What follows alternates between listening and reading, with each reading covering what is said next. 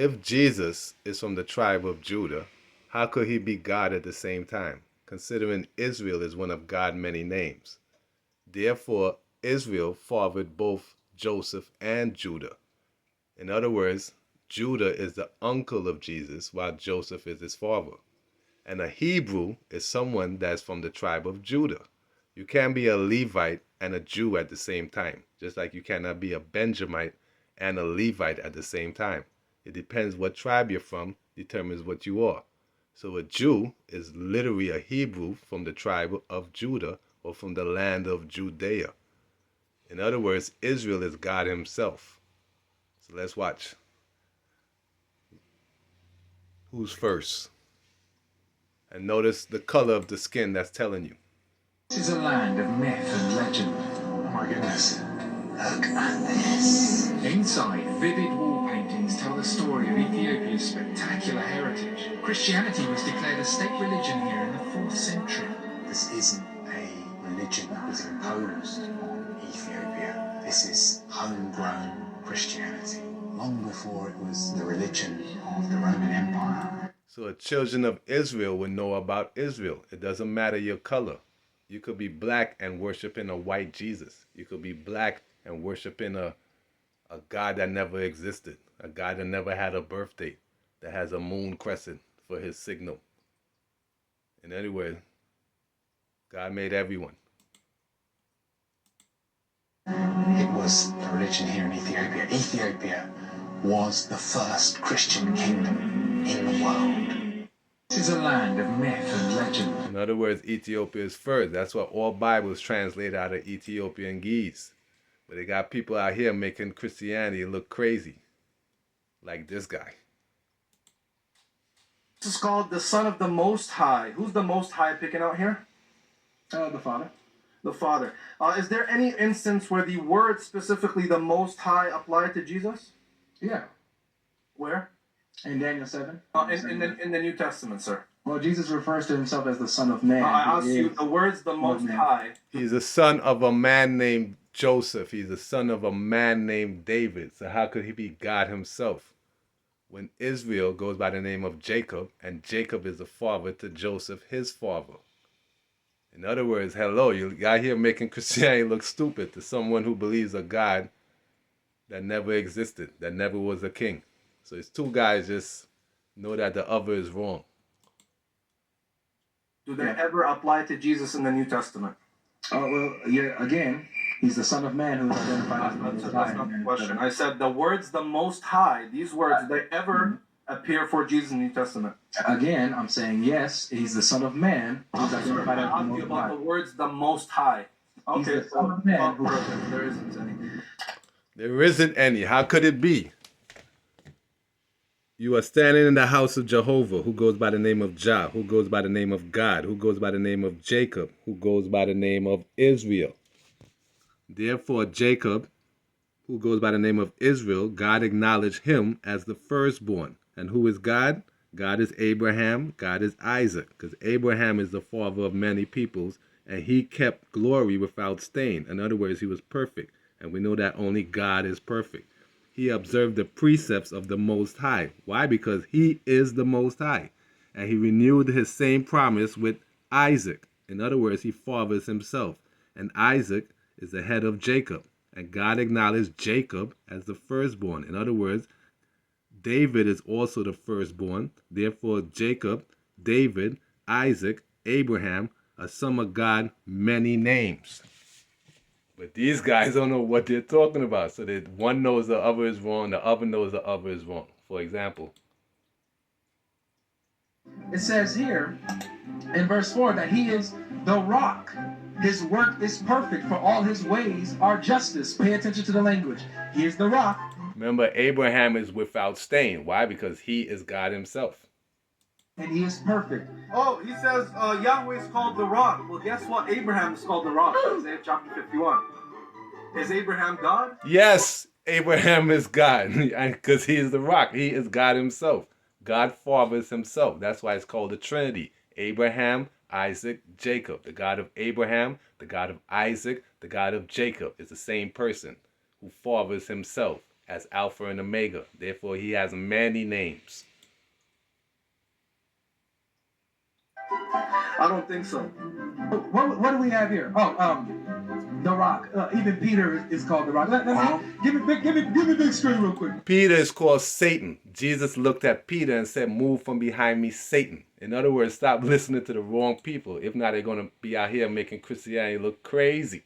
This guy here making us look bad, yo, because he don't know what he's talking about. No, it's okay. I'll dumb it down for you. Is there one singular being that has singular pronouns that's called Yahweh, and he's the Trinity? Sure. Okay, is that the same God speaking in Isaiah where he says, "I alone created all things"? Yeah. Is Jesus numerically identical to the triune God? What do you mean numerically identical? To say that Jesus is numerically identical to the triune God is just to say that Jesus just is the triune God. There's no distinction. No, he's not numerically identical. Okay, so he's not the same God who created all things, because the God who created all things is triune. Jesus is not triune. He's not No, the no, same. no. Hold on. Let me. Hold on a second, because you just misplaced all my words here. You asked if Jesus numerically identical to the triune God. Yeah. So no, the persons are not identical to the essence. You said the one triune God is a tri-personal God. He has this property of being tri-personal. Jesus is not. He does not have the property of being tri-personal. Therefore, Jesus is not the same God who said, "I alone create all things." But again, there you go mixing up. I have a question, sir. I was clear that he's not I have a identical. question. All right. Okay. So He cannot be. Why? Because Jesus' grandfather is Jacob, and Jacob is considered the firstborn. Jacob, God acknowledged him as the firstborn. Firstborn. David is also the firstborn in Psalm 89. So who is Jacob? Jacob begat Joseph, the husband of Mary. In other words, Jacob, who goes by the name of Israel, is Jesus' grandfather, who also goes by the name of David. Because Joseph, the father of Jesus, is from the city of David, because he was of the house and family of David, who also goes by the name of Heli. So Joseph is the son of Heli. And Jesus began to teach when he was around 30 years old. The same Jesus that is cousins to Judah, sons. Why? Because Judah is the son of Israel. And Israel has at least 12 sons. So Jesus, the son of Joseph, in other words, Joseph, is of the house of David and the kindred of Phares of the tribe of Judah. In other words, Jesus is from Joseph and his cousin is from the tribe of Judah. So what does it say? Esdras the priest, in the first day of the 10th month, was brought to an end in the first day of the first month, because he's looking for Israelites who have strange wives. A strange wife is someone that don't believe that Israel is God. So of the sons of Jesus, the son of Joseph. In other words, Jesus, the son of Joseph, is also going to have sons. But you do not hear the Hebrew Israelites mentioning Jesus having sons. They don't even have you worship Ethiopian Christmas, but they're pro-black. So if you're pro-black, then you got to worship the real Christmas. You should have your followers worshiping the birth of Christ. So we know it's not Jesus, because if you ask a Hebrew Israelite about December 25th, they will tell you it's pagan, but there is a Christmas. So theologians believe that Jesus was born in the spring. And who is Jesus? Jesus is the cousins of Perez and Zerah. Why? Because Jesus is from Abraham. Don't forget, Abraham is God, who goes by the name of Israel. And then Israel has a son called Joseph. Then you get Jesus. So why? Jesus is the cousins to Judah's sons, Perez and Zerah. And the Ethiopian king is the king of Zion. So if you crown the Ethiopian king, you are naturally the king of Zion, because Zion is just another name for Ethiopia. So they'll tell you Haile Selassie is descended from David. Why? Because he is literally David, the root of David. While a Hebrew, on the other hand, is an ancestor of the Jews who originally came from modern-day Iraq. In other words, Babylonians. So they want you to believe that Jesus spoke Aramaic, which is a Babylonian and Judean language. So they are the ones who changing up the stories. When in fact, Jesus is from an Ethiopian family. So Ethiopia has the oldest language in the world. So Ge'ez language is believed by scholars to be over 5,000 years, making it the oldest of all languages. Because remember, in the beginning was the Word, and the Word was not in Hebrew. So, and if Hebrew is from the tribe of Judah, or Hebrew represents a Jew, Hebrew cannot be God, because God is Israel himself. He's the father of all the tribes.